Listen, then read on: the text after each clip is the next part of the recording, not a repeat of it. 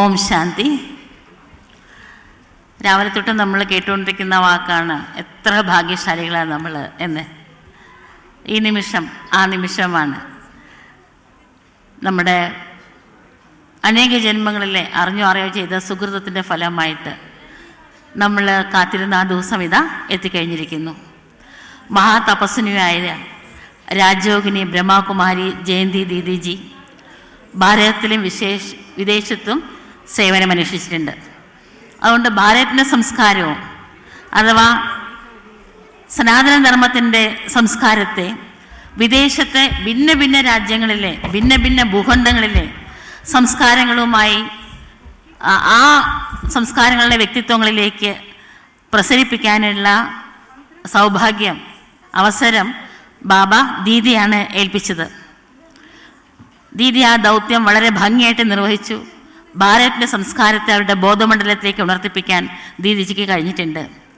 രാജയോഗിനി ബ്രഹ്മകുമാരി മഹാതപസ്വിനി ജാനകി ദാദിജിയുമായിട്ടുള്ള ബന്ധത്തിന് കൂടെയാണ് ജയന്തി ദീദിയുടെ ജീവിതത്തിന് ഒരു വഴിത്തിരിവായത്.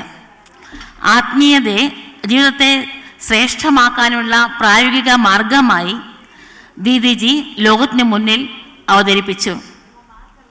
ദീദിജി ബ്രഹ്മകുമാരി ഈശ്വരി വിശ്വവിദ്യാലയത്തിൻ്റെ അഡീഷണൽ അഡ്മിനിസ്ട്രേറ്റീവ് ഹെഡാണ്.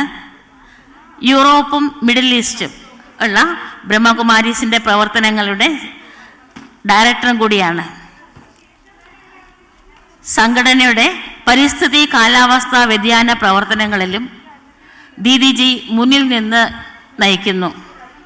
യുണൈറ്റഡ് നേഷൻസിൻ്റെ കാലാവസ്ഥാ സമ്മേളനം COP ഉൾപ്പെടെയുള്ള ആഗോള വേദികളിൽ ദീദിജി മാനവ സമൂഹത്തെ ഓർമ്മിപ്പിക്കുന്നത് കാലാവസ്ഥാ പ്രശ്നം ഇക്കോളജിക്കൽ പ്രശ്നം മാത്രമല്ല, മനുഷ്യ ബോധമണ്ഡലത്തിൻ്റെ പ്രശ്നം കൂടിയാണ് എന്നതാണ്.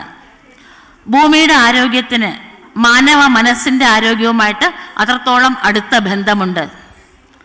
ലോകമെമ്പാടുമുള്ള ആത്മീയ വേദികളിലും UN സമ്മേളനങ്ങളിലും സർവകലാശാലകളിലും വിശ്വമത സമ്മേളനങ്ങളിലുമെല്ലാം എല്ലാ തരത്തിലും ശിവബാബയുടെ സന്ദേശം കഴിഞ്ഞ 70 വർഷത്തെ തൻ്റെ വിലയേറിയ ആധ്യാത്മിക അനുഭവങ്ങളിലൂടെ സ്നേഹത്തോടെ പകർന്നു കൊടുക്കാൻ ലക്ഷോപലക്ഷം വ്യക്തികളിലേക്ക് പകർന്നു കൊടുക്കാൻ ദീദിജിക്ക് കഴിഞ്ഞിട്ടുണ്ട്.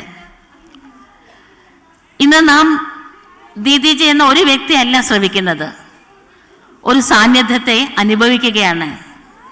നമ്മുടെ ഉള്ളിൽ തന്നെ ഉള്ള ബാബ് സമാൻ അവസ്ഥ കൽപ്പകൽപ്പം നമ്മൾ എത്തിച്ചേർന്ന ആ ലക്ഷ്യത്തെ തൊട്ടറിയിക്കുകയാണ് ദീദിജിയുടെ മഹത് സാന്നിധ്യവും ദൃഷ്ടിയും മഹാവാക്യങ്ങളും. നമ്മുടെ സമ്പൂർണത പുറത്തുനിന്ന് നമ്മൾ കണ്ടെത്തേണ്ട കാര്യമല്ല, നമ്മുടെ ഉള്ളിൽ തന്നെ ലയിച്ചിരിക്കുന്ന സംഗീതമാണത് എന്ന് ദീദിജിയുടെ ജീവിതാനുഭവവും വാക്കുകളും നമ്മെ അനുസ്മരിപ്പിക്കുന്നു. നമുക്ക് ദീദിജിയെ സശ്രദ്ധം ശ്രവിച്ച് ബാബയെ പ്രത്യക്ഷമാക്കുന്നതിന് നമുക്കും നിമിത്തമാകാം. ലോകം ദീദിജിയെ ഫ്ലൈയിങ് ഏഞ്ചൽ എന്നാണ് വിശേഷിപ്പിക്കുന്നത്.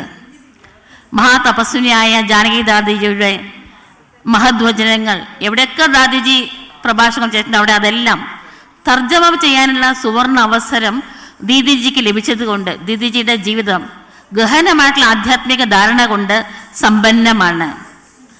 ഇന്ന് നമ്മുടെ സൗഭാഗ്യം ഞാൻ ഒരിക്കൽ കൂടെ ഓർമ്മിപ്പിക്കുകയാണ്.